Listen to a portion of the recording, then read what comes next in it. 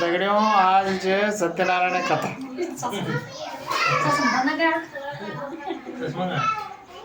और हमारा भाई साहब, हमारा भाभी जी, हमारा बच्चा, सभी लोग और हमारा गुरुजी जो के माध्यम से आज हमारा घर में सत्यनारायण की कथा का आयोजन होना चाहिए।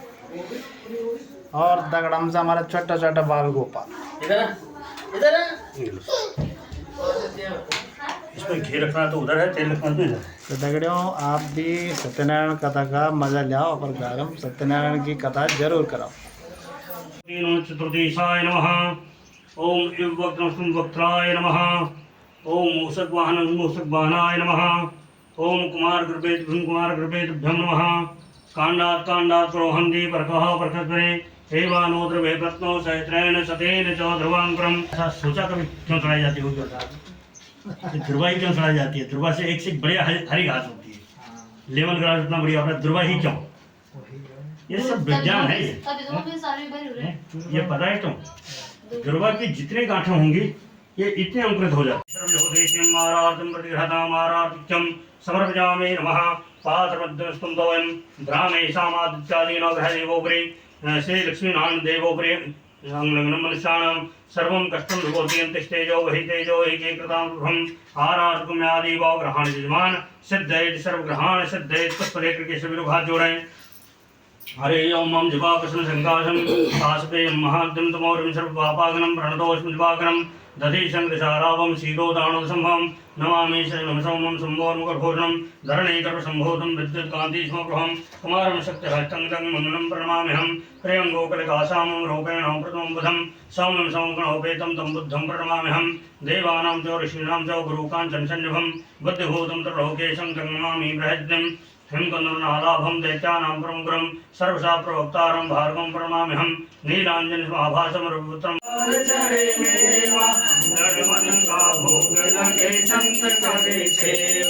जय गणेश जय गणेश जय गणेश देवा माता जानकी पार्वती पिता महादेवा दीनन की लाज रखो शंभु सुतर मारे कामना को पूर्ण करो जग बलिहारी जय गणेश जय गणेश जय गणेश देवा माता जानकी पार्वती पिता महादेवा माता जानकी पार्वती पिता महादेवा गणपति गणेश काटो गणेश दिष्टिके दाता माता पार्वती पिता महादेव बोलो गजानन भगवान की जय बोलो सिद्धिविनायक भगवान की जय बोलो जगज्जननी मैया की जय। हरि ओम मां बैठ हरि ओम मां ओम जयति तनु निखिल मूर्ति सुमे भवदन्वयो मनसि जासु वही प्रसुरासु च विच विचिन्त शिवे समिता शिवे जगत जातमयत्न वसादितं स्तुति जवार्जन चिंतन वर्जिता न खलु काचन काल कलास्ति में।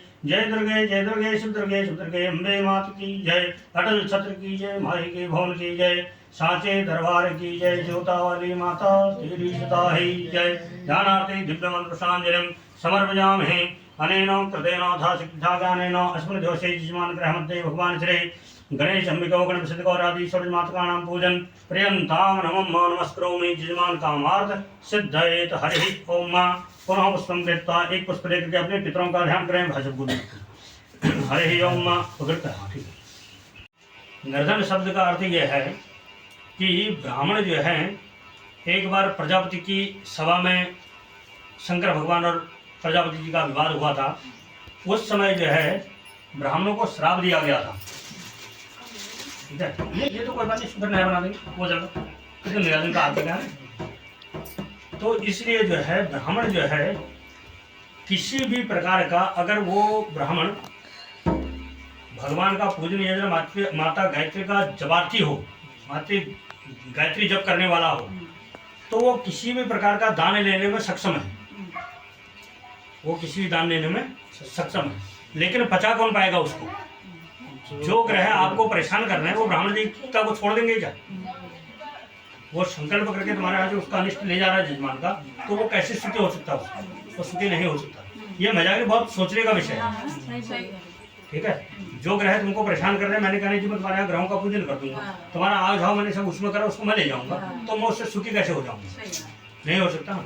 लेकिन क्या है कि वो किसी प्रकार का कुछ कुभोजन करने वाला ना हो, मीट मांस अंडा दारू गुटखा जर्दा इत्यादि का सेवन ना करे, और गायत्री माता का उपासक हो, गायत्री मंत्र को जपे। पहले तो तीनों टाइम, 3 नहीं तो 2 नहीं तो 1 टाइम कम से कम वो गायत्री माता का उपासक हो, तो तब उस अन्न को उसको तब पचा पाएगा।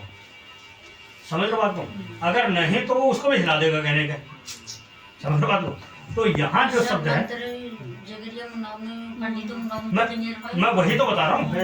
मैं इससे सत्यनारायण भगवान विष्णु अभीष्ट फल को देने वाले हैं। हे विप्र, तुम उनका उत्तम व्रत एवं पूजन करो, जिसे करने से मनुष्य सभी दुखों से मुक्त हो जाता है, और व्रत के विधान को भी ब्राह्मण से यत्न पूर्वक कहकर व्रत ब्राह्मण रूपधारी भगवान सत्यनारायण वहीं पर अंतर ध्यान हो गए। व्रत ब्राह्मण ने जैसा कहा है उस व्रत को अच्छी प्रकार से वैसे ही करूँगा, यह सोचते हुए उस ब्राह्मण को रात को नींद नहीं आई। तदनंतर प्रातः काल उठकर श्री सत्यनारायण का व्रत करूंगा ऐसा संकल्प करके वह ब्राह्मण भिक्षा के लिए चल पड़ा। उस दिन ही ब्राह्मण को भिक्षा में बहुत सा धन प्राप्त हुआ।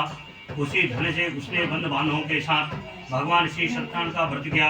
अभी मैंने स्टार्टिंग में ये बात बताई कि जब हम उस मार्ग पर चलेंगे तो हम अब जाना हमको रामनगर, और हम उसको बता देंगे तो यहाँ से लालडांग और फालडांग होते चलो कहाँ पहुँचेगा वहाँ, तो उसको सीधा मार्ग बताओ कि बसेगी से रामनगर निकलना, तब टाइम पे पहुँचेगा। ठीक है, तो इसलिए मैं अभी स्टार्टिंग में कह रहा था कि जब हम उस चीज़ को वो करेंगे तब हमको उस चीज़ की प्राप्ति होगी। ये कह रहा ना कि उसने जो है मन में संकल्प सोचा कि यार जो मैं आज धन कमाऊंगा उससे भगवान का पूजन अर्चन करूंगा, तो उसको धन की अच्छी प्राप्ति हुई है। तो जब मेरा है तो उसमें करने में क्या दिक्कत है, ठीक है ना। इस व्रत के प्रभाव से वह से ब्राह्मण सभी दुखों से मुक्त होकर समस्त संपत्तियों से संपन्न हो गया। उस दिन से लेकर प्रत्येक महीने उसने यह व्रत किया। इस प्रकार भगवान श्री सत्यनारायण के व्रत को करके वह श्रेष्ठ ब्राह्मण सभी पापों से मुक्त हो गया और उसने दुर्लभ मोक्ष पद को प्राप्त किया।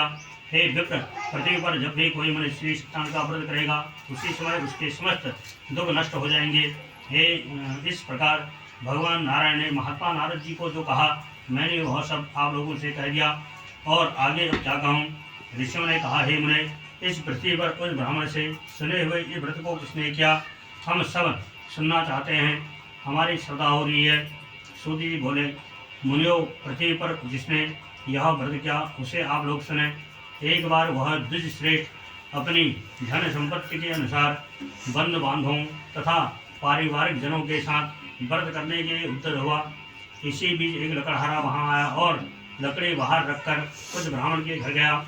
प्यास से व्याकुल हुआ उस ब्राह्मण को व्रत करता हुआ देख प्रणाम करके उनसे बोला, प्रभु आप यह क्या कर रहे हैं, इसके करने से किस फल की प्राप्ति होती है, विस्तार पूर्वक कहिए। विप्र ने कहा यह भगवान श्री सत्यनारायण का व्रत है जो सभी मनोरथों को प्रदान करने वाला है। उसी के प्रभाव से मुझे यह सब महान धन धान्य आज प्राप्त हुआ है। जल पीकर तथा प्रसाद ग्रहण करके वह नगर चला गया। सत्यनारायण देव के लिए मन से ऐसा सोचने लगा कि आज लकड़ी बेचने से जो भी धन प्राप्त होगा उसी धन से भगवान श्री सत्यनारायण का श्रेष्ठ व्रत करूँगा। इस प्रकार मन से चिंतन करते हुए लकड़ी को मस्तक पर रखकर वह उस सुंदर नगर में गया जहाँ धन संपन्न लोग रहते थे। कोई दिन उसने लकड़ी का दुगना मूल्य प्राप्त किया।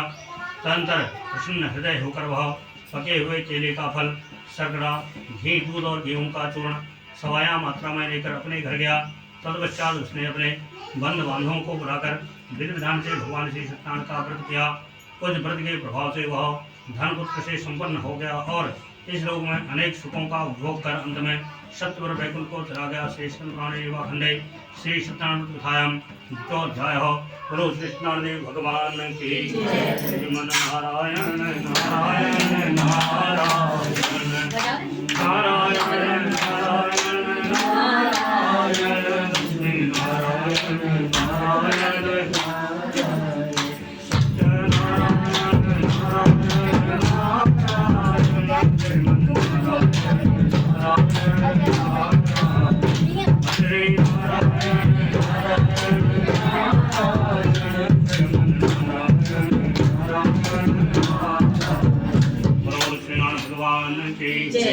श्री सत्यनारायण देव भगवान की तृतीयोऽध्याय हो। मैं वही तो कह रहा हूँ कि पहले तो हर सनातनी को, लेकिन जो उस कर्म को कर रहा है तो उसको कम से कम गायत्री का उपासक होना ही होना चाहिए। ठीक है, इसलिए वो उसका काट करेगा, लोहे को काटता है ना, तो तब उसका जो है काट करेगा। अब हम जहाँ का जो मिल रहा है उसको ले आ रहे हैं अपने घर में, उसका कहीं दान नहीं करेंगे, उसका अंशदान नहीं करेंगे, है ना। प्रसाद भी इतना ले जाना चाहिए जो कि हम उसको खा सकें या उसको बांट सके, वितरित कर दो। ये नहीं कि हम उसको ला रहे दुनिया भर का अपने घर में और वो सड़ रहा गल रहा, तो उसका वो कहाँ जाएगा, ठीक है ना। तो इसलिए प्रसाद की व्यवस्था ऐसे, उसका नाम ही प्रसाद है। प्रसाद माने पेट भर के खाने की व्यवस्था नहीं है, ठीक है। जितने से हमारी व्यवस्था थोड़ा सा चले सके, ठीक है ना। आदमी दवाई कितनी खाता है, थैला भर के खाता है क्या? मानो किसी रोग से कोई रोगी है, कितनी दवाई खाता है, एक गोली लो उसको, उससे फायदा होगा ना। तो उसी प्रकार अन्न का या उसका भी है। अन्न भोजन जो है कहीं वर्जित नहीं है। अब यहाँ कथा करो, तुम दिन में फसला भात खाओ, कोई दिक्कत नहीं, कहीं कोई वर्जित नहीं है, तो कोई प्रमाणित करो। अल्पाहार शुकाव होकर के कहा गया भागवत में, अल्पाहार कम भोजन करो। कम भोजन करोगे तो उन्माद पैदा नहीं होगा, नींद नहीं आएगी, पेट भरा रहेगा, फिर नींद जाएगी। किसी की कथा सुन वो कहाँ कथा करेगा, कौन सुनेगा, है ना। तो इसलिए जो है अल्पाहार शुकाव हो, भोजन कम करो, हल्का भोजन करो, जिससे कि जो भी हम कर्म करते हैं, वो चाहे नौकरी वाला हो, चाहे पंचायत वाला हो, वो कहीं कोई बिजनेस करता हो, उसमें उसका मन लग जाए। अब पता लग रहा है कि उसने 5-7 दिन भोजन नहीं करा, उसका बीपी शुगर और डाउन हो गया, कहीं वो नहीं। भोजन इतना करो जिससे कि वो शांति से बहुत सुख से बैठ सके। अधिक भोजन पेट में होगा तो उसको टॉयलेट बाथरूम इत्यादि भी जाना पड़ जाएगा बाहर, है ना। उसको उसकी भी समस्याएं होंगी, तो उसका मन कहाँ लगेगा, नहीं लगेगा। और खाली पेट होगा तो उसको फिर ये रहेगा क्या, उसके मन में दिमाग में वो बैठ जाएगा क्या आज कुछ नहीं हुआ, वो दिन में सादा नमक के आलू बनाए उसको खा ले, लेकिन उसको पता है कि मैंने इतना जो है भोजन अपना ले जिससे कि मैं अपना इतना वो कर सकूँ, ठीक है। तो इसलिए जो है इसमें जो ब्राह्मण शब्द का आता है वो इसलिए है कि वो हर प्रकार के दान इत्यादि को लेने के, दान की भी व्यवस्थाएं बताई गई। ऐसा कहीं नहीं कि ब्राह्मण को दान करोगे, ब्राह्मण को दान की कोई आवश्यकता नहीं। आपको कोई लगता है कि क्षत्रिय है, वैश्य है, शूद्र है, गरीब गुरबा है, उसके शाम की रोटी की व्यवस्था नहीं है, ठीक है, वो ब्राह्मण होना ही उसका कोई अनिवार्य नहीं है। वो हरिजन के घर का बालक हो, उसके घर में शाम की व्यवस्था नहीं है, आपको पता आपका पड़ोसी है, तो शाम को 4 रोटी बना करके उसको दे आओ, वो जो दुआ देगा उससे तुम्हारा कल्याण हो जाएगा, उसके लिए ब्राह्मण की कोई आवश्यकता नहीं। समझ लो बात को, ये नहीं कि बिल्कुल जी ब्राह्मण आता उसी को दो, जिसको आवश्यकता हो, वो गरीब कोई भी हो सकता है ना। मुसलमानों में एक ज़कात चलती है, भाई साहब ने किसने सुना होगा, सुना आपने, इनके ईद के टाइम में एक ज़कात चलती है।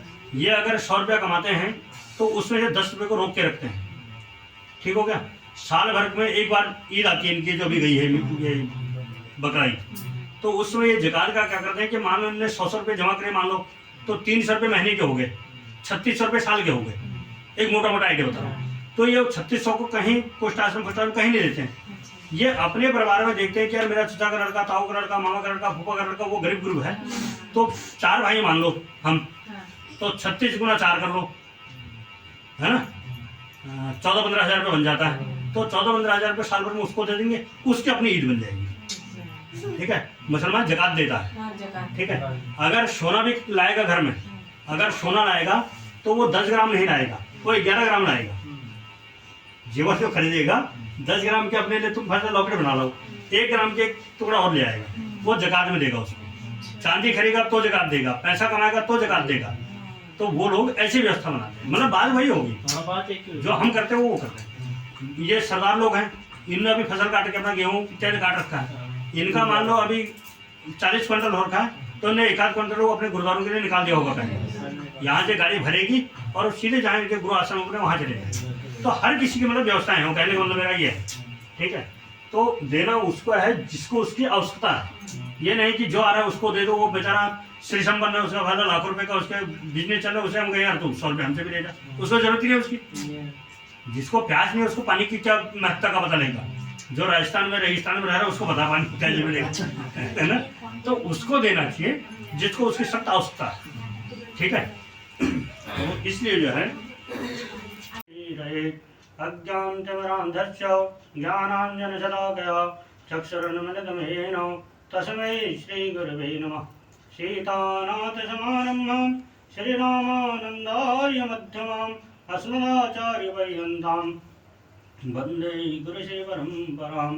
गौराङ्गमरश्मियमनित्यं रसाचार्यं रसोत्सुकं श्रीरामहर्षणदेवाख्यं सद्गुरुं प्रणमाम्यहं।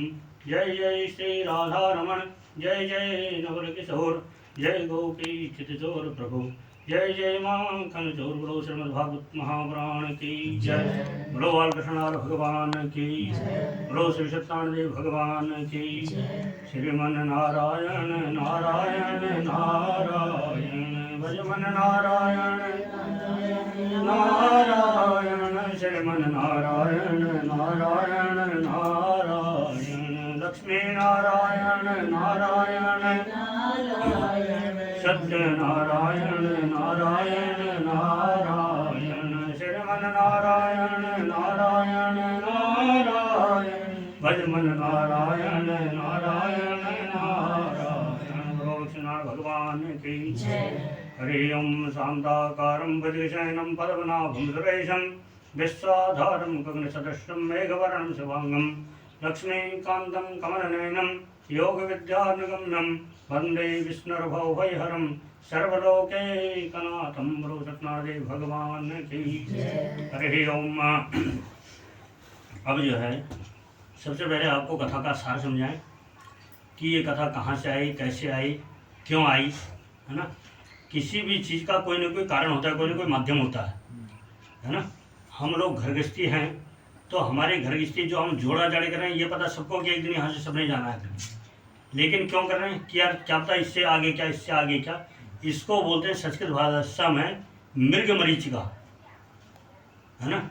गर्मियों में रोडों में आप चलोगे, गाड़ी चलाने वाले लगभग सब हैं, रोडों में ऐसा लगता है कि पानी बह रहा है रोड में, जब भयंकर गर्मी पड़ती है, कभी ध्यान देना। लेकिन होता कुछ नहीं, वहाँ पानी का मात्र कहीं लेस नहीं होती है, लेकिन लगता क्या है कि पानी खूब अच्छा पानी बह रहा है ना।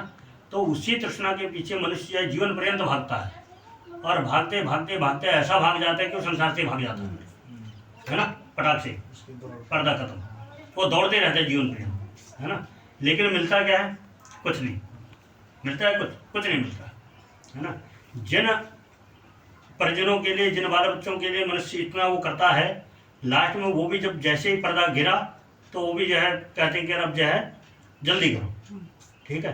तो इसलिए जो है ये कथा हमको ये सिखाती है, किसी भी शब्द से उस अर्थ का बोध हो जाता है। ये कथा कहते हैं कि सत्यनारायण की कथा, इसमें शब्द क्या है, सत्य। लेकिन आज सत्य कोई बोलता है क्या, कोई नहीं बोलता, है ना। वो चाहे जो भी हो, लेकिन अथक प्रयास ये हो कि दिन भर में कम से कम हम 10 तो सच बोल सकें, है ना। तो इसलिए हम कथा सुनते हैं, लीलावती कलावती की आप लोगों ने सुनी होगी सभी ने, कि यार उनको इस चीज़ से इसकी प्राप्ति हुई, इस चीज़ से इसकी प्राप्ति हुई। लेकिन प्राप्ति कब होगी, जब हम उस मार्ग पे चलेंगे तब हमको प्राप्ति होगी। पेड़ लगाए हैं तो फल की अपेक्षा कैसे रखेंगे हम कि हमको फल की प्राप्ति होगी, फल की प्राप्ति नहीं हो सकती है। पेड़ लगाना पड़ेगा, सिंचना पड़ेगा, खूब उसकी मेहनत करनी पड़ेगी, जब वो 2-4 साल 5 साल का होगा तब कहीं जा करके फल देगा। तो इसलिए हम सोचते हैं कि बिना सिर पैर के सब कुछ हो जाए, तो ऐसा होना वो नहीं है, ठीक है। तो सत्यनारायण की कथा सिखाती है हमको कि हमको सत्य सुनना चाहिए, सत्य बोलना चाहिए, सत्य का अनुसरण करना चाहिए, तब कहीं जा कर के हमको उस चीज़ की प्राप्ति होगी जिसके पीछे हम कर रहे हैं। दुख को कोई मांगता है क्या, कोई नहीं मांगता है, लेकिन दुख मिलता है ना। कोई तन दुखी, कोई मन दुखी, कोई धन में न रहत उदास, थोड़े थोड़े सब दुखी, सुखी राम के दास करके वो आता प्रश्न। कोई अपने तन से, उसके बाद सब कुछ है लेकिन अपना स्वास्थ्य ठीक नहीं है ना। हम तो यहाँ बनियों के यहाँ, मेरे को 24 साल 25 साल हो गए रामनगर में, भगवान की कृपा से कोई बनिए का घर नहीं छोड़ रखा है, लेकिन उनके पास पैसे की इत्यादि की कमी नहीं है। हल्द्वानी में एक जजमान है मेरे पास, जैन ज्वेलर्स करके, ये रामनगर है उनकी ससुराल, अरबपति खरबपति आदमी है, मजाक नहीं, हकीकत बता रहा हूँ। लेकिन लड़की विधवा है, मतलब वो डिवोर्स हो गया, विधवा ही हो समझ लो, ठीक है। लड़के की शादी नहीं हो पा रही है, अब क्या करते हो संपत्ति का, ठीक है ना। संपत्ति क्या करे वो संपत्ति की। मैं कल ही एक जगह गया था, उनसे